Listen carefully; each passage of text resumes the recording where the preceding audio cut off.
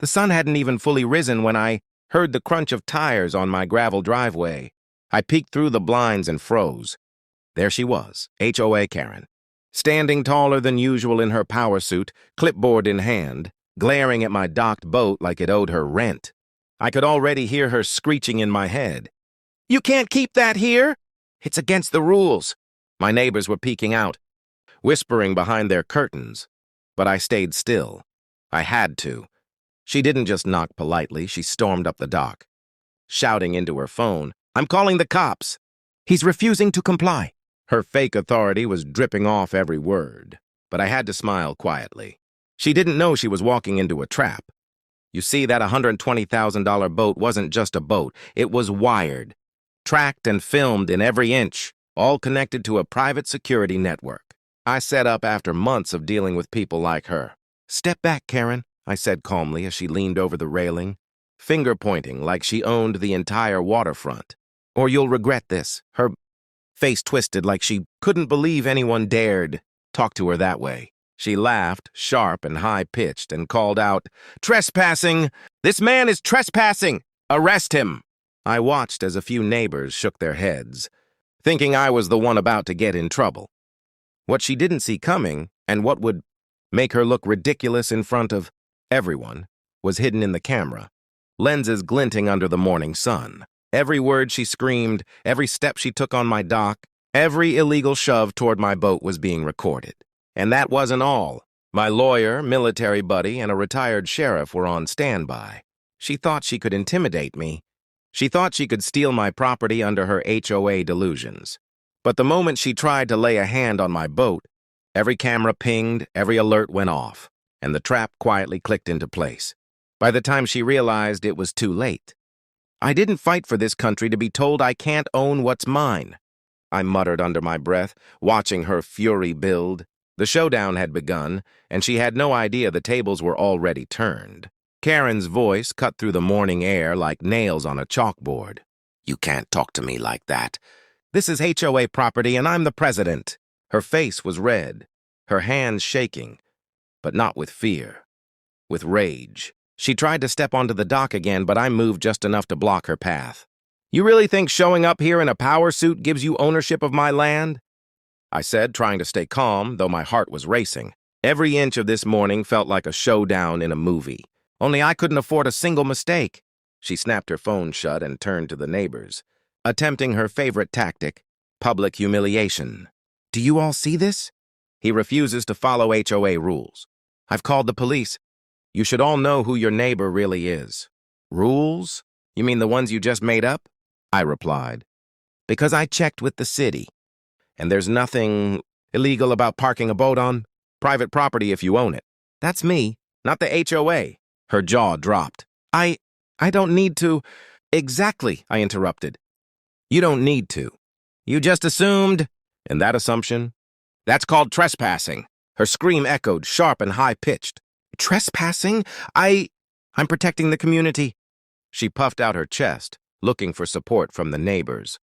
But instead, I noticed something interesting. One of the neighbors, a retired police officer, was peeking from behind the fence, his arms crossed.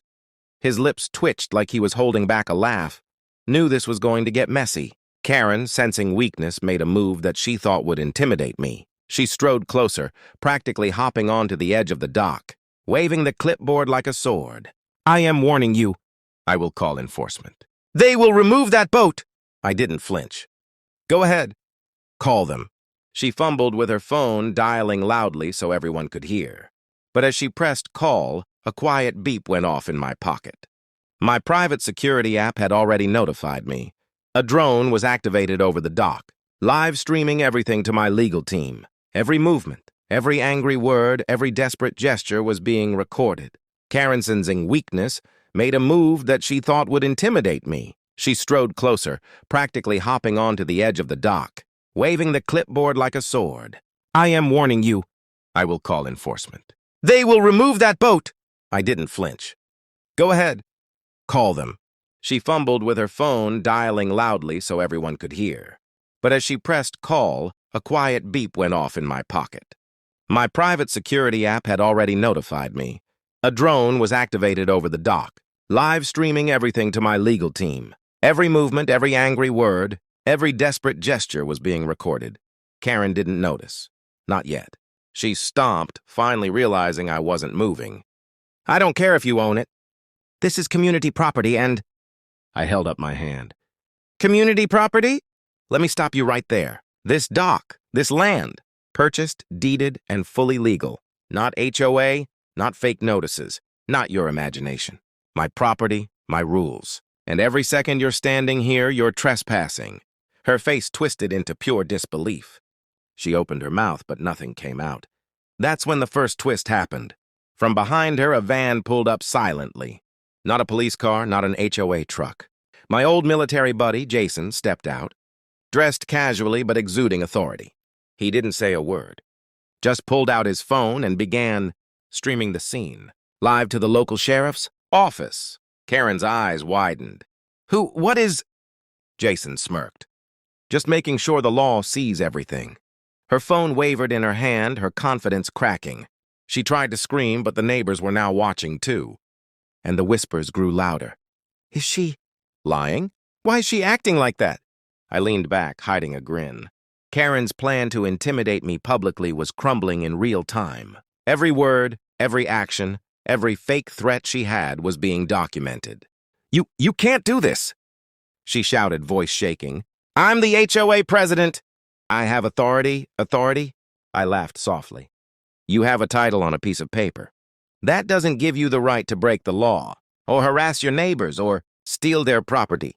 Her eyes narrowed. Steal? Yes, you were about to move this boat without consent. That's theft, and trespassing, and harassment. And guess what? It's all recorded. I tapped my tablet, and the live feed popped up for her to see. Her own hands on my boat, her yelling, her threats, all crystal clear. She took a step back. Her cheeks flushed. That's not real evidence. Oh, it's real, I said. And not just that. I have a GPS tracker on this boat. If anyone tries to tow it, I get a notification immediately, and if you touch it, you're legally in trouble.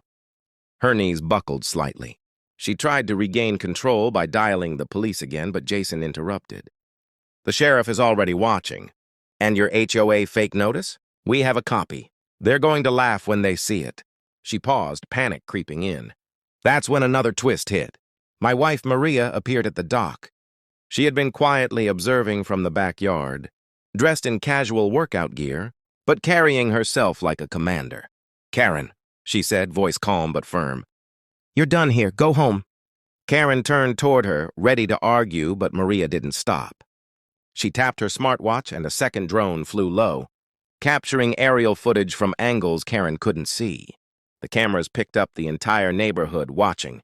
Neighbors holding their phones, live streaming the chaos. You, Karen sputtered, struggling to find words.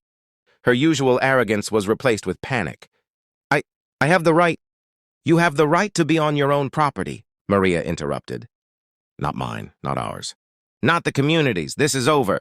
Karen's phone buzzed. A text came in from someone in her HOA board. Stop. She's not alone. The neighbors are recording. You're making it worse. Her face drained of color. She dropped the clipboard, scrambling to pick it back up. But it was too late. Every neighbor watching could see her unravel. And that's when the public humiliation twist hit. I tapped my tablet again, switching the live feed to the community HOA group chat. Her messages, threats, and fake claims were now public. Every member of the HOA could see the real story unfold live. Karen froze. Her voice dropped to a whisper. No, they can't see this. This isn't... Jason leaned in, voice low but audible. It is, and it's only getting started. Then came the shocker. Out of nowhere, a small, older neighbor, Mr. Thompson, stepped onto the dock beside Karen. Quiet, gentle, but with a presence that demanded attention. Karen, he said slowly, you're on private property. You've been warned. Leave now or I'll call the real cops myself. Karen looked like she was going to faint.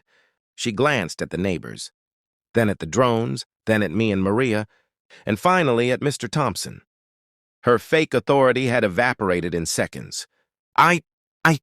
She stammered. You heard him, I said. Leave. Her hands trembled as she backed away. For a moment, it looked like she might run, but pride kept her rooted. Then she lunged toward the phone. Again, probably planning one last desperate call, but Maria's sharp whistle stopped her. Instinctive, practiced, controlled, Maria's presence alone was enough. She finally gave up retreating down the driveway, muttering curses under her breath. The neighbors clapped quietly, some laughing. The retired officer nodded at me, giving a slight thumbs up. I exhaled deeply, heart still racing. The boat was safe. The trap had worked perfectly. Karen's fake authority, her threats, her intimidation, all exposed. And yet I knew this wasn't the end. People like Karen don't quit that easily. This was only section 1 of the fireworks. I had more evidence, more plans, and more twists ready if she tried to strike back. As I looked over the dock, checking the cameras, I realized something else. Karen had underestimated one very important thing: the strength of a family who knows the law, trusts each other, and refuses to back down. And now, with every neighbor seeing the truth, every camera rolling, and every legal angle secured, she was trapped in her own web of lies. I turned to Maria. "Ready for round 2? She smirked. "Always. But for now, let's enjoy the calm before she loses her mind completely." Little did we know, Karen's next move would shock even the most prepared of us. She wouldn't just stop at this humiliation. She had backup, and she was about to escalate, in ways that no one, neither the neighbors nor us, would expect. Glanced at the boat, still gleaming in the morning sun, completely intact. My heart raced, adrenaline pumping, knowing that the next few hours were going to decide not just the fate of my property, but the lesson Karen would never forget. And somewhere deep inside, a small, quiet thought reminded me, in battles like this, the underdog always has the advantage when the villain underestimates him. Because no one ever expects the calm, quiet one to be the one who set the perfect trap. This is the second section, packed with suspense, multiple twists, drones, legal backup, public exposure, Maria's intervention, and cliffhangers hinting at more escalation from Karen. Control had completely unraveled. She had called everyone she knew, tried to rally her HOA board, and even threatened to file fake complaints. But every move was countered with proof, videos, and legal backing. Every lie she spun earlier had been exposed on live streams, neighborhood group chats, and private messages. The real sheriff arrived around 4 p.m., calm but firm. Karen's face went pale when she saw him step out of the cruiser. The deputies didn't even need a long explanation. One look at the footage, the GPS logs, and the live stream, and they knew who was telling the truth. "Karen Miller," the sheriff said, reading her ID. "You're under arrest for trespassing and impersonating law enforcement. Anything you say can and will be used against you in court." Karen's mouth opened, then closed, then opened again. No words came out. She was frozen, surrounded by evidence. Drones, cameras, neighbors, and the law itself. The power trip, the fake authority, the threats. It had all collapsed in front of her. I watched quietly as the deputies handcuffed her. She kept mumbling, I was protecting the community." But no one was listening. Every neighbor had already seen who the real aggressor was. A few even cheered quietly, smiling at the justice served. Maria came over, placing a hand on my shoulder. "It's over," she said softly. "She won't touch our property or anyone else's again." I nodded, letting the tension melt away. For the first time all day, I allowed myself to breathe. My family, my home, my $120,000 boat, all intact. The fight wasn't just about property. It was about respect, justice, and standing up to bullies who think the rules don't apply to them. Later that evening, as the sun set over the water, I walked down to the dock. The boat swayed gently, calm and untouched. I could see the waves glitter in the golden light, and for a moment, the chaos of the morning felt like a distant nightmare. A notification popped up on my phone. The live stream had gone viral. Neighbors from other communities were sharing the footage, talking about the HOA president, who tried to steal property and got publicly exposed. Comments poured in, "That's the best HOA takedown ever. Finally, someone stood up to a Karen. This is why you never underestimate the underdog." I smiled, a mix of relief and quiet satisfaction washing over me. This wasn't about revenge, it was about making sure bullies couldn't just walk over people's lives. Every camera, every lawyer, every friend who had stood by. It had all worked perfectly. That night I sat on the porch with Maria, sipping coffee, listening to the soft waves lapping against the dock. "We did it," she said. "We actually did it." I nodded. "Yeah, and Karen learned a lesson she'll never forget." A week later, the HOA board formally apologized, and a public statement cleared my name. Karen was banned from the community.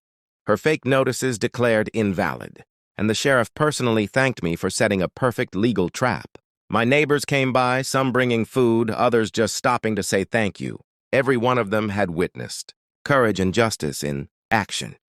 Even the small kids in the neighborhood waved whenever I walked by. They didn't know all the details, but they could feel the triumph of the underdog. And the story became local legend. The HOA Karen who tried to steal $120,000 boat and got exposed by every possible twist and turn. As I looked out over the water one last time, I thought about what really mattered. It wasn't the boat, the money, or even proving her wrong. It was protecting what's yours, standing up for your family, and making sure that no one, no matter how loud, confident, or entitled, could take that away. Because at the end of the day, the true power isn't in a title or a suit. It's in preparation, courage, and knowing when to fight back.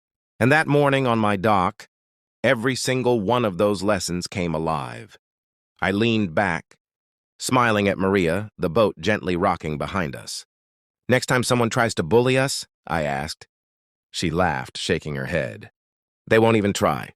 And for the first time in months, I felt completely free. The HOA Karen saga was over, but the story of standing up to bullies, protecting what's yours, and turning the tables on fake authority would live on forever.